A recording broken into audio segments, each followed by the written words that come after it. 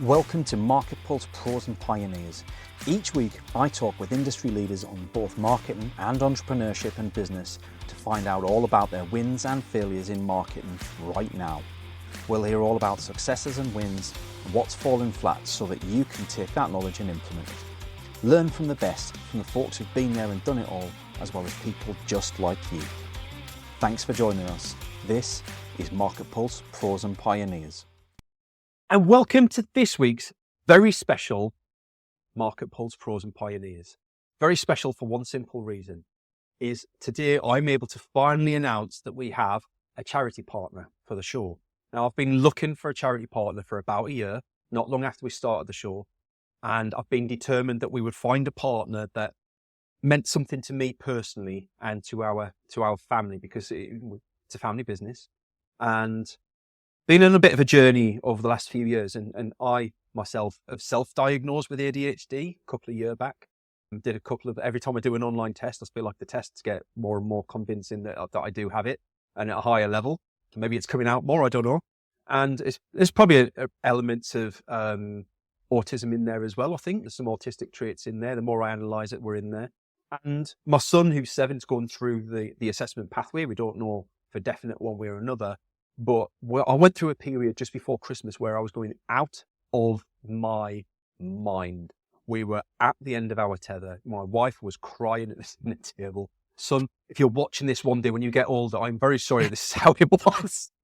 I realise this is indelible. This is permanent, right? But it was tough, and it was hard on him as well. And we pride ourselves on being very loving, caring parents. We just wanted to do something we were very clear that it was something on our end that we needed to change in order to help him. And I've looked at books online many times, audio books. I like to listen to them as I'm walking. And I've come across like American ADHD books. I've come across a couple of English ADHD books and parenting books. And I found them pretty bland and boring and not very helpful or interesting. Until I came across one book that was written by today's guest, which is Sarah Templeton. So Sarah, Before I delve any further into the story, hello. Hello. Hi. Sarah's book is titled How Not to Murder Your ADHD Kids. Nailed it, because that is very possible at one point. I can understand how people would end up feeling like that. We were really at the end of our tether, and it was causing a lot of problems for the family.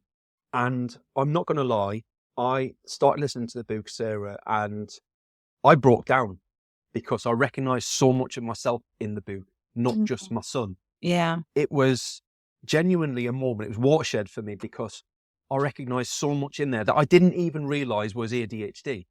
I just thought it was normal. I just thought everybody did those things, specifically around cutting the labels out, which I know you'll get to. But the label thing blew me away. That was just, no way. I'm what? That's not. Oh, right.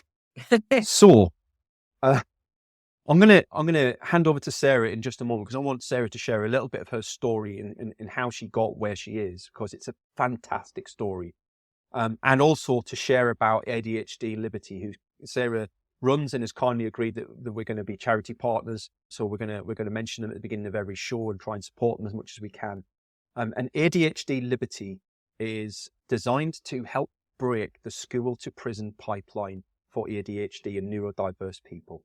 And I think that's phenomenal, because having worked 10 years as a volunteer police officer, I've worked 15 years in retail, and I've always been very passionate about education and schools and reform of schools to bring them up to date with the way the world is now, not the way they were when we were all working in factories or becoming lawyers, and never the twain shall meet. Mm-hmm. So I'm very, very passionate about all of that. And first of all, just to say thank you very much for agreeing to partner with us, Sarah. I love what you're doing. Total pleasure, absolute pleasure. Anybody kind of who gets what we do and why we do it tends to get it passionately. You don't get half-assed people who are like, oh yeah, it's quite a good idea. People are going, oh my God, yes, this is a major problem. Got to stop. It's outrageous. Anybody who's passionate about it, you're welcome. We like your passion. What I loved about the book as well, though, is you explained it from scratch, and not in scientific terms, but in real terms. Here's what you'll see. Here's what you might not realize is associated potentially, and here's all of the associated symptoms and things that you'll experience. you need to know about these before you can do anything about them, but you need to know Yeah. they're associated so that you don't just think that they're things that all parents go through. Exactly. And just the humor and the way that you dealt with things you could tell that you're ADHD. And it Very appealed few to me people have as an said that. We ADHD can tell that parent was written by also. somebody with ADHD. Yeah. Yeah.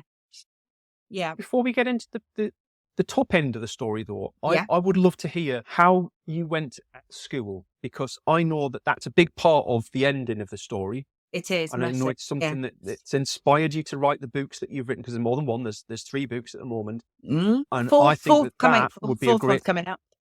Yeah. Okay. So back at school, I went to very good infant school, very good junior school combined, and I was fully expected to pass my 12 plus. I was always in my class. There were 31 kids, and I was always either 4th, 8th, 10th, or 11th. So I was well in the top 50%. And 16 of the 31 passed to go to the grammar school. So when the results came out, everybody was very shocked and horrified. My headmaster was actually shocked and horrified before the results even came out. And he appealed my massive failure. And then when the results came out, my mum and the headmaster appealed. And they were both told that I had failed. I've never forgotten this. Bearing in mind I was 12, I'm now 61. I was 12. I had failed, quote, so spectacularly, they couldn't put me through, right? Fast forward a year, end of the year at the secondary modern school. I came first in everything, bored stupid. Headmistress rings my mother and says, this child shouldn't be at this school. I've got to replace it at the grammar school. My mum gets sent the uniform list. She said it was full of lacrosse sticks and hockey sticks, and I couldn't afford it because she'd just forked out for a whole new school uniform the year before. So I get it. She didn't tell me this till my 16th birthday. So she told me on my 16th birthday, oh, by the way, you could have gone to Challengers, which is a very, very good private school around here. Not private, grammar school, sorry. But I couldn't afford the school uniform. I was like, oh, okay, thanks. I spent 4 years at a really duff secondary school. When I first went there, my form room was full of 5th years who was knitting because they were all having babies. They were all pregnant at 14, 15, 16. The rage at the time was slashing your wrists. So they were all walking around with great big bandages on their wrists. And, oh, this boy's dumped me. I'm here to learn. I loved learning. Yeah, I was like a sponge. I really wanted to learn.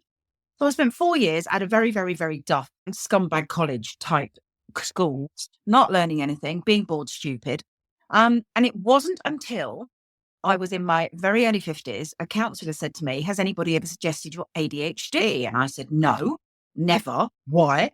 And she said, because I think you are. Go home and Google it. So I went home and Googled it. And I thought that was my whole life making sense because I read all the stuff about me.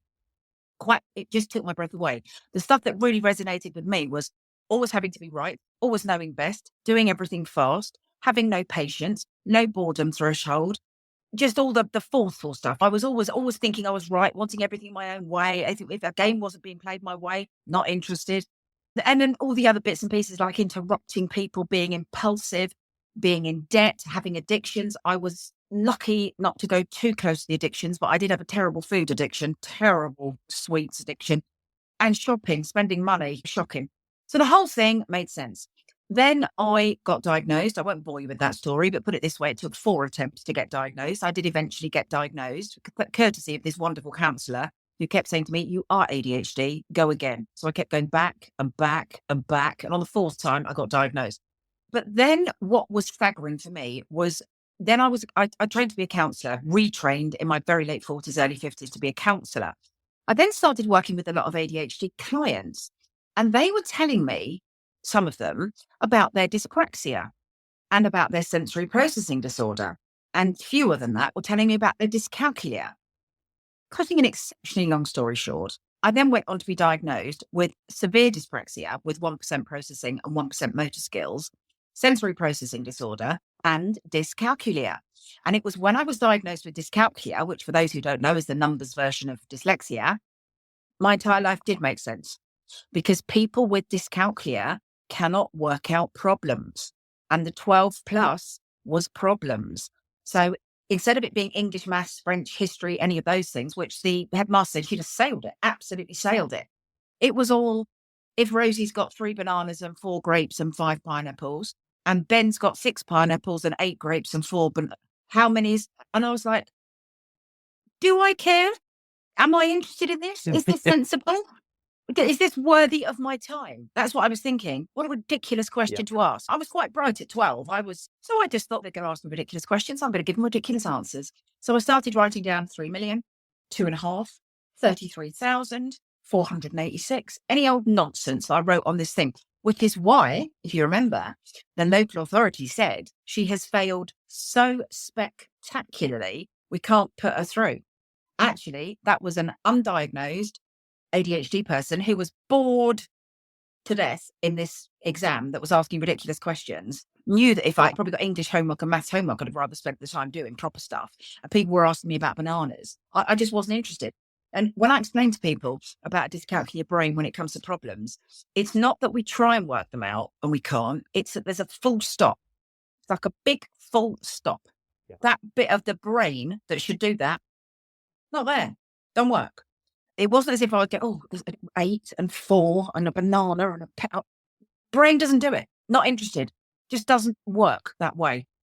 I always say to people now that when I was 12, it was 1975, right? I'm a very old person. But we are 50 years this year away from that dreadful, spectacular failure at the 12 plus and ending up in the wrong school for 4 years. And the tragedy is nothing has changed. If I was at school today, my dyscalculia still wouldn't be picked up.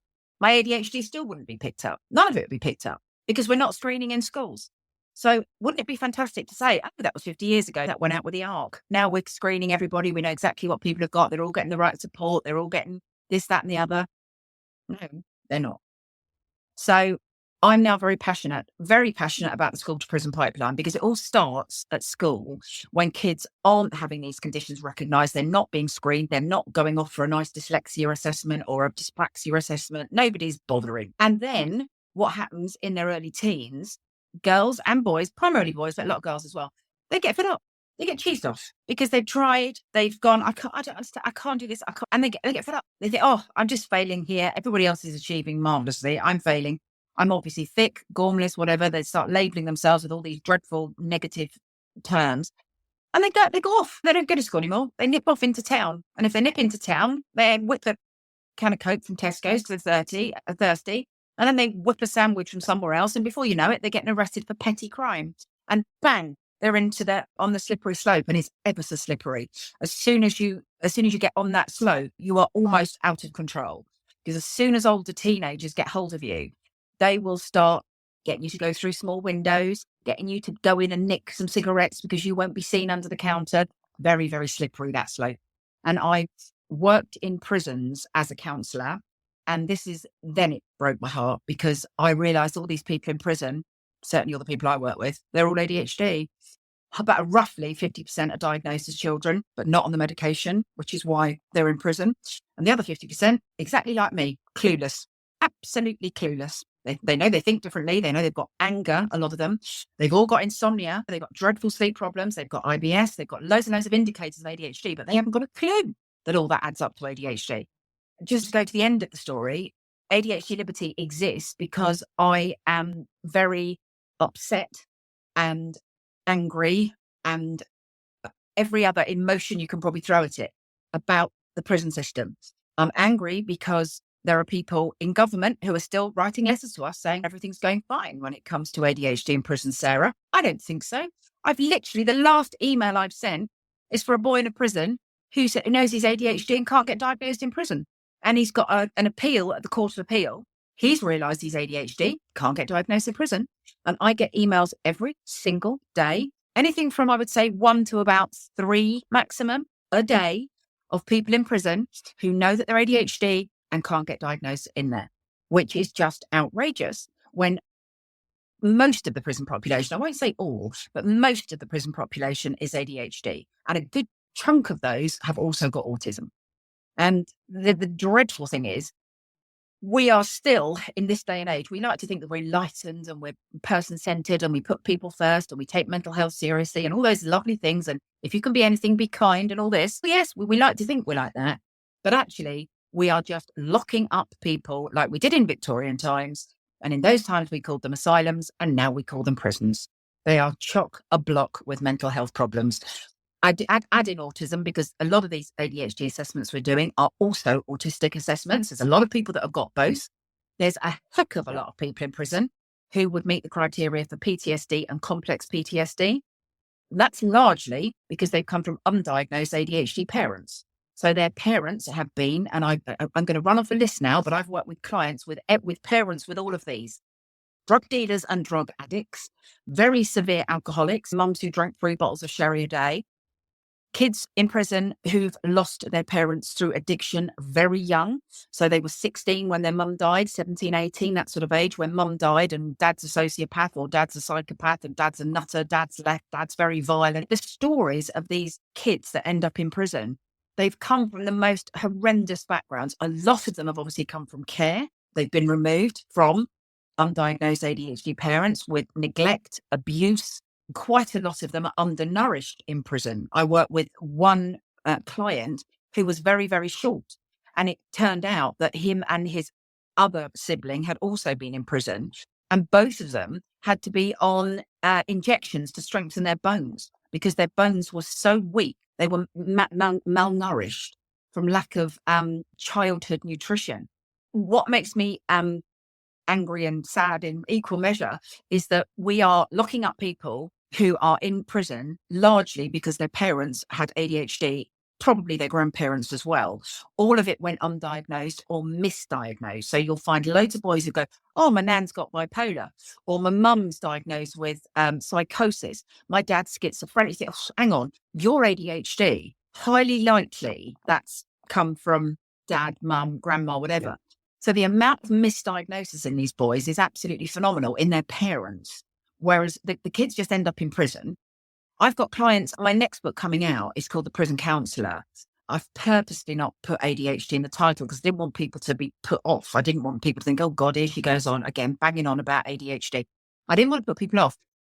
Also, I've said in this book that my own ADHD diagnosis didn't come until I was 11 years in to having worked in the prisons. I started working in prisons in 2004. I wasn't diagnosed with ADHD till 2015. I didn't go into the prisons thinking, oh, this is going to be full of me mates. I'm going to find loads of lovely ADHD people in here. Not at all. I was as shocked as anybody when I was diagnosed in 2015. But at that point, I was in my 3rd of 4 prisons. And at that point, I suddenly thought, oh my God, this is why I get on with them all. This is why they relate to me and love me. Because I'm a very F-off person. If it don't suit me, naff off. I don't have much tolerance. If something I don't like it or what, I haven't ever got into trouble with the police. Touch wood. Never can be sure, but haven't ever. But I have had arguments with people. I have massive arguments with people like the Inland Revenue, the DWP. I'm straight at their throats. It's not that I've been clever and managed to avoid prison. It's just that my rage and anger has gone in the direction of authorities and people who are incompetent. That's where mine goes. But I'm lucky because I've never punched anybody, haven't done drugs. I've managed to just stay on the right side of the law. But I can so understand how these boys don't, and girls. I always say, we don't have to forget the girls. Only 4% of the prison population is female. However, one of my therapists has worked in female prisons for 20 years. She's ADHD, and she said, Sarah, it's exactly the same in the female prisons. It's pretty much all of them. So I don't forget the girls. There's only 4% of them, but we think most of them are ADHD as well. I've only worked in male prisons, but I can say, hand on heart, when I came out of the prisons, I said, it's roughly 8 or 9 out of 10. And then I completely randomly on a Facebook group for ADHD came across a mental health nurse who'd worked in the prison system for 20 years. And she said to me, she said, Sarah, I've been keeping an unofficial record for the last 20 years, and it's 85% of them are ADHD. And I said, oh my God, how random is that? My absolute random figure was 8 or 9 out of 10, 85%. And I was like, wow, how unbelievable. And she said, no, you're right. She said, I've been keeping an unofficial record. It's 85%. So ever since then, that was in 2015-16, I've been banging a lone drum. That drum is now no longer alone. I've got people with me now, but for 6-8 years, I was saying, excuse me, the prisons are full of ADHD. It's disgusting. Do something about it. And it wasn't until I linked up with some police officers who are also ADHD, and they've helped with this hugely. And now it's much more talked about, and change is happening. Change is happening at last. But it literally, This year, 2025, I've been talking about this for 10 years. And it's only in the last 2, maximum 3, that people have started to talk about it. The scary thing for that with me is that there are so many things I could jump off onto. I can feel my shiny object syndrome going crazy when you're talking. And there's almost every talking point you raised, I had something I wanted to say about it, and I wanted to interrupt you and tell you what I thought. Not because I want to be rude, but because my brain would and it has, right? I've let go of some of the things, and now I've forgotten what they were that I wanted to interrupt you about, right? That's, but it's scary and it's horrible. My mum does the same thing. My mum, yeah, I do. I jot, if I'm really, I have to say something about it, it gets written down and I'll come back to it. But half the time I can't remember why I wrote down what I wrote down. But the terrifying thing for me is I'm looking at my son at the moment, and we're looking at assessment, and we've been told it's 7 years to be diagnosed at the current rates, and that queue is growing. That's in our local authority. The other local authority near us is 4 to 5 years. It's 7 years. He's 7 years old now. He's going to be well into senior school before he gets formally diagnosed. We're very lucky that his junior school and infant school are very supportive. They're very helpful, and they're keen to, they don't wait for assessments to be done to treat children in their own individual capacity, which is brilliant. I love that. However, good. I know that senior school is going to be a different story.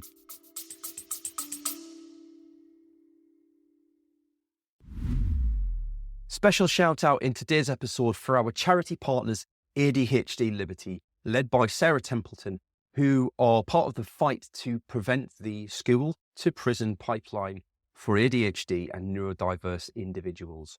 If you'd like to find out more, you can visit them. The show links are in the notes below, and I would encourage you to go along and have a look and educate yourself on their fight. It's an incredibly important cause, and we're super proud to have them as charity partners for the MarketPulse Pros and Pioneers podcast. Thank you. Enjoy the rest of your episode. It's good, but it's not good enough, because if he's ADHD, the medication is going to absolutely transform him. And I get very, what's the word? Frustrated. No, worse, stronger than that, annoyed. Anybody who thinks it's okay to tell anybody that there's a 7-year waiting list for something, no, just absolutely not. Absolutely not. You cannot do that to a child. I don't know if you know this. A psychiatrist told me this years ago, and I've never heard it from anybody else, but this ADHD psychiatrist did tell me. When I said to him something about my memory, I said, my memory is shocking. And he said, don't be surprised. He said, the brain, this is the quote, a brain needs to think a thought for so many split seconds for it to be stored as a memory. And an ADHD brain rarely thinks a thought long enough for it to be stored as a memory. Yeah. So if you think, if your son's 7 and they're saying, oh, go away till you're 14, that's 7 years of education, most of which isn't going to go in, because he won't be thinking of the thoughts long enough for them to be stored. So no, we do not accept 7 years. We go different routes. We go NHS, second choice, right to choose. We go private, we go charities, we go some other route. Because it is not acceptable to say to anybody, and I'm not just talking about ADHD people here, it's not acceptable to say to anybody, you've got to wait for 7 years. No, it's not. And then it's, everyone I speak to has this battle. Everyone. I don't know another parent that doesn't have, or it's a battle, because we thought we were quite lucky at the beginning. We had doctors who supported us. We had a school who supported us. We'll get him. And then it starts with, we've suspended right to choose at the moment because it's too busy. Because we're getting too many people referring to us who are also going through the NHS route. We're doubling up on maybe if your NHS route wasn't so long, we wouldn't need to go right to choose. Therefore, it wouldn't be so swamped. Is it any surprise? There's a reason we're brought in right to choose, because the NHS was swamped. And then there's the whole conversation around, that's fine, but you can get it done privately. But we at the NHS don't have to accept that assessment, and we don't have to. If you want medication, you have to come through the NHS. And that needs to change. And it becomes so complex and ridiculous. Yes, it does. And so... No, I just want to say that it's pretty much the same all over the country. There are pockets where it's working. I'll tell you one pocket. My very first prison boy, very first ever client in a prison, his daughter is raging ADHD, and she's only 5, and she's just managed to get assessed and diagnosed at the age of 5 through CAMS. I'm trying to think where they are. Enfield. North London, Enfield, on the border of Hertfordshire. And I think they first referred to her when she was 2 or 3, because it was very obvious from birth, really, that she was very severely ADHD. Both her parents were ADHD. And she's just turned 6 this year, but the actual diagnosis was last year when she was 5. So there are pockets where you can get a proper assessment via CAMS, and you get the right treatment, and she's going to be not diagnosed, she's going to be medicated. She needs to be, and that's happened. So that's not a 7-year waiting list. She's been diagnosed by the age of 5. Because the organisation I run, my sort of bread and butter job, if you like, is I run Head Stuff ADHD Therapy. Now that came about because when I qualified as a counsellor, it was pretty much the same time I was diagnosed. And I thought, I'll just pop ADHD on my website. Don't know if I'll ever meet another ADHD person, ever, but I'll pop it on. Popped it on and then became a specialist right overnight because suddenly people came to me. At that point, a lot of counsellors for ADHD were not coming out of the closet. They were well back in their closets. They were terrified that it would lose some clients. Mm-hmm. I, mouth almighty, when I was diagnosed, I was thrilled. I was absolutely thrilled to know that I'd got something. It had a name, and I became very, dynamic about it. It was like, yeah, I've got this. Other people have probably got it and don't know. And it's been life transforming for me. It's validated everything I've been through. So I was out and proud from the minute I got it, straight on my website. And then I had loads and loads and loads of people come to me and go, oh my God, do you not find it loses your client? I'm like, no, it's getting me loads of clients. It'd be ridiculous. I'm getting swamped. So I've ended up with a team now. I've not counted them lately, but we're approaching 100, somewhere in the 80s, 90s. Most of them fully qualified counsellors. This is where we differ from most people. ADHD coaching courses are popping up 10 a penny, popping up 10 a day. It's ridiculous, but they're not great. Some of them are good. Most of them are not. They're far too short, and they don't cover enough for you to work properly with an ADHD person. Show me an ADHD person who doesn't have trauma, who doesn't have relationship issues, doesn't have addiction issues, doesn't have self-esteem issues. We've all got varying degrees of all of this, and that needs a counsellor. It doesn't need a coach. So we do have some coaches on our team. We've got about 10 or 15 of them, but these are very, very highly qualified ones. They're not somebody who's done a 6-week course. Do you know what I mean? They're people that studied for years coaching. But the vast majority of us are fully qualified counsellors. So that's my bread and butter job. Although I did counsel for a long time. I counselled between 2013 and roughly 2020. And then I stopped unless people are absolutely desperate. And if a teenager's on their way to prison and adamant that they're going to carry on that path, or adamant they're not ADHD, I do like them. I had one of them recently, absolutely adamant he's not ADHD, but doing it large on the drugs, on the offending, on the promiscuity, all of it.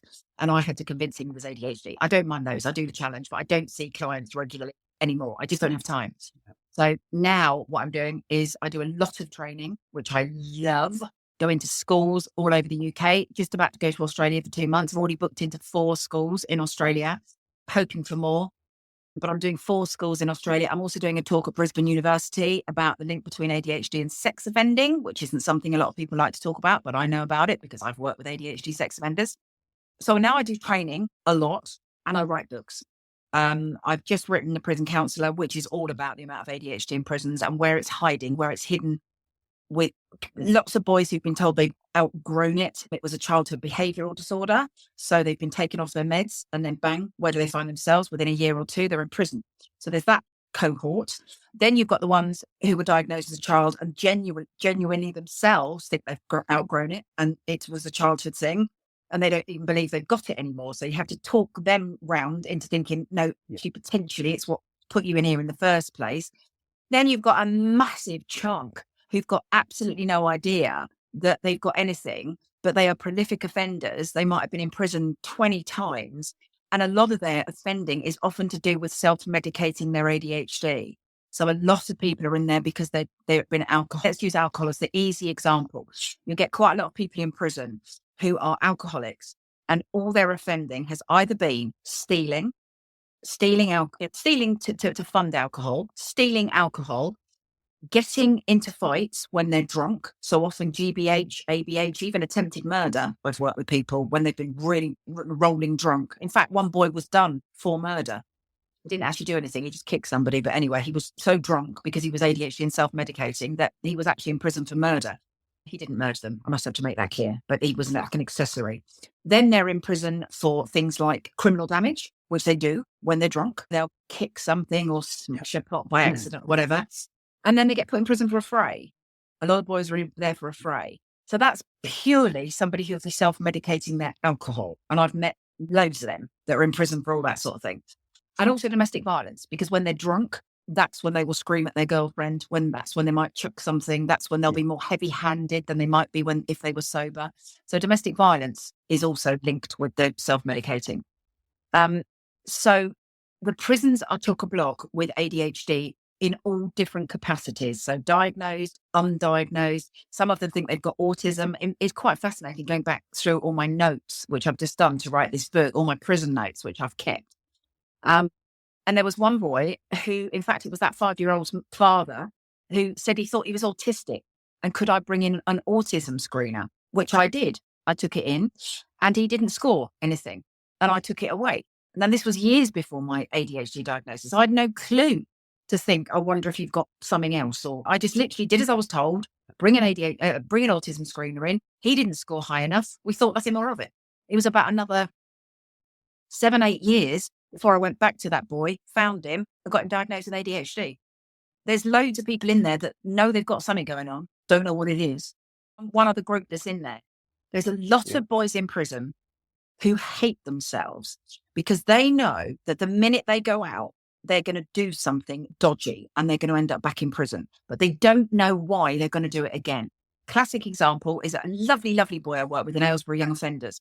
He said, I just wish, Sarah, that I could be the nice bloke that I am here, sitting talking to you, being nice, having a cup of tea, being sensible and grown up. He said, but I know the minute I walk out of prison, he said, I'm going to see a handbag or I'm going to see a purse or I'm going to see a car door that's open. And he said, and I turned into that other one.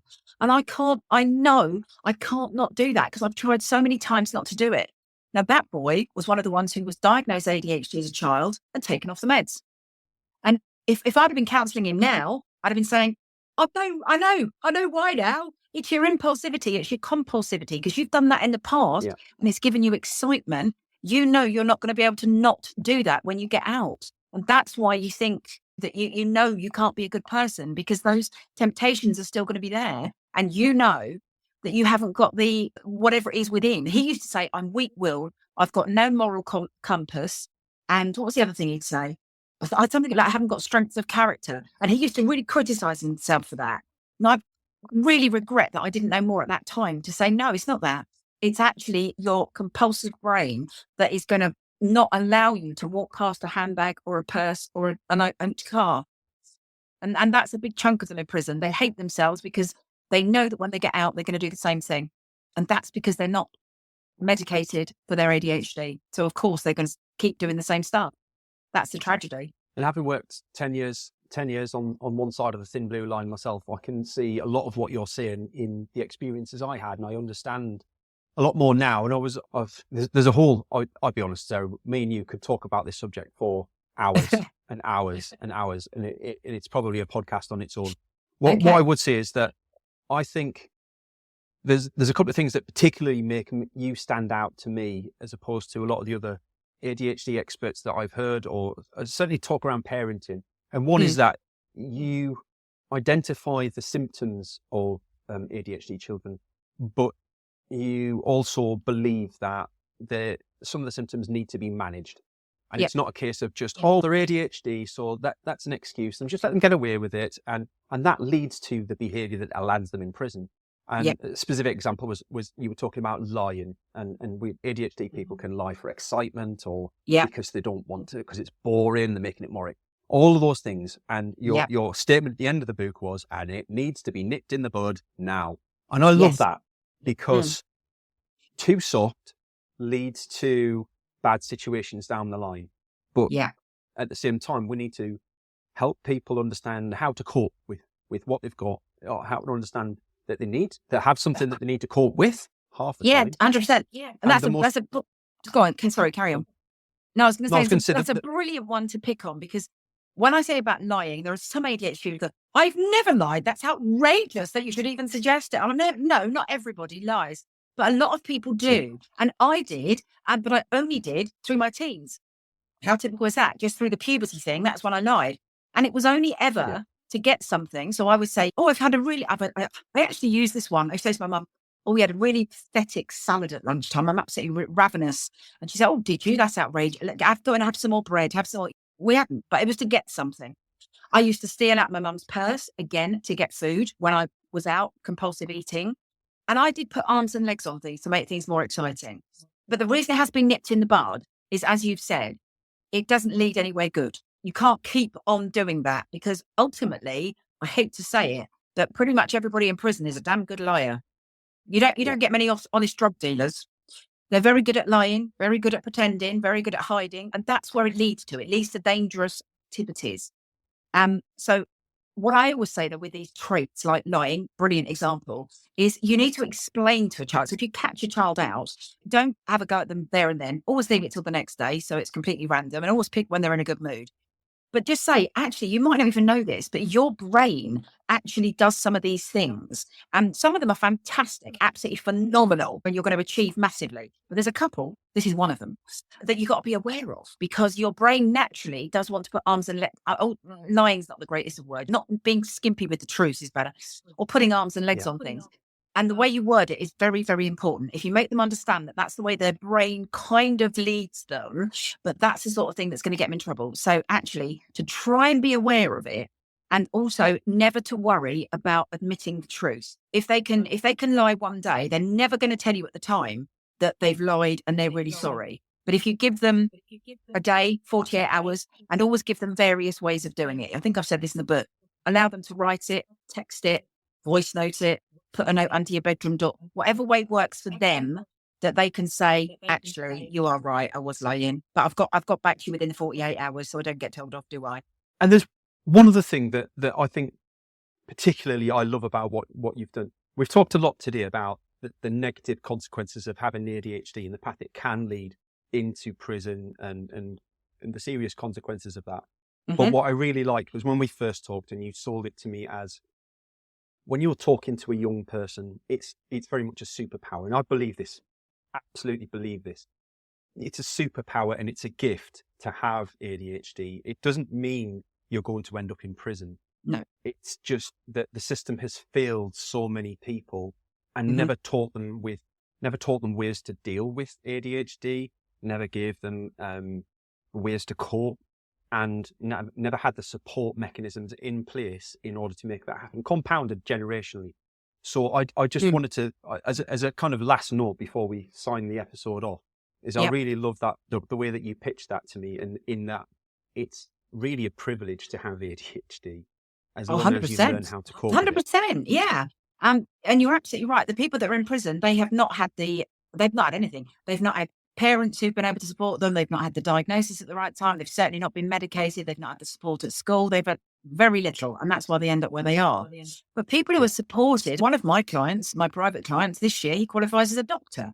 And he's going to be a phenomenal doctor because he's very compassionate, very kind, very caring. And he's just done 7 years training to be a doctor. So we end up in very high places as well. And I always say to people that go, oh, it's a disability and it's a SEN need and it's a SEN code job and it's a this and a that. No, excuse me. I was never a SEN kid. I was never under a SEN co. Do I own several businesses, several properties and a charity? Yes. Are all the very successful people in the world, when I say successful, politicians, actors, musicians, comedians, all these people, sports people, who's the top in every single area you look at? They're ADHD. Our best politicians are ADHD. The bit of Hollywood is chock-a-block with ADHD. Everybody from Whoopi Goldberg to Tom Hanks to Tom Cruise to Britney Spears to Justin Timberlake to will.i.am to everybody that's anybody is ADHD. And it's the same in the sports. You look at every single sport, who are the ones that are absolutely outstanding and brilliant? They're ADHD. Simone Biles being just one example. So yes, I am the prison champion, if you like, and I'm the one who will always put those boys in prison first because nobody else does. And I do, because I know loads of them and I absolutely love them all. And I know that they're not bad people. They've just had a real tough start to life and they've ended up in prison. And I always say to people, please don't hate them. They hate themselves way more than you ever need to hate them. They've got crippling low self-esteem. They think they're a waste of space. Some of them even take their own lives because they just think the world's better off without me. And it's not. If we can actually get to them, get them diagnosed and medicated, which we've done with a lot of my ex-prisoners, they're all out now. They're all in successful relationships. They're all working. They're all teetotal, not doing drugs, not getting into fights, because they're diagnosed and medicated. So I will always focus on those boys in prison because it's nobody else's top priority, but it's mine to change the criminal justice system in this country. We need to be mandatory screening for ADHD, but not at the end. We don't just need to be doing it in the criminal justice system. We need to be doing it in schools. We need to catch these kids when they are 5, not 25, and it's all too late. Their self-esteem has been destroyed. They've got a criminal record as long as your arm, and their mental health is bad. They're probably addicted to something. Parents are dead. That's too late. Let's start screening them at 5. Let's pick up as many people as quickly as we possibly can, get the right support in place, get the right meds in place if necessary, and then watch them thrive, because they will. Yeah. They absolutely will. I love it.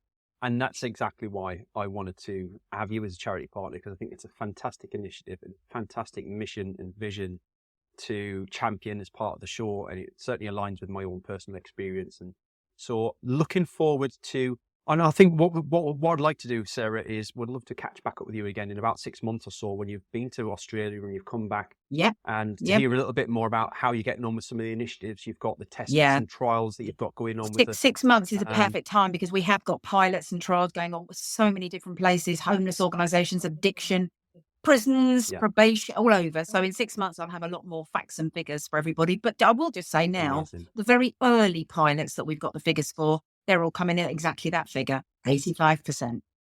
It's a big problem in the criminal justice system. It's a big problem, but we're up to it. We are going to solve this because we're passionate about it and we've got a fantastic team. And I'm thrilled that you're going to join up with us as well. I thank you for that because we need more exposure for what we're doing. And if you're listening along to this at home, watching this, and you want to find out a bit more about the work of ADHD Liberty or Head Stuff, the links are all in the bottom of the show notes. Please do go along, have a look. There's some awesome resources down there. Well, thank you very much for an exciting episode, Sarah. I loved hearing that story. I'm sure everyone at home did as well. And I will speak to you in the not too distant future. Thank you. Bye-bye. Thank you, sir. Thank you. Thanks for joining us for today's show. I hope you enjoyed it. If you'd like to feature on a future show, or you've got some ideas for folks who would make a great guest, please drop us a line.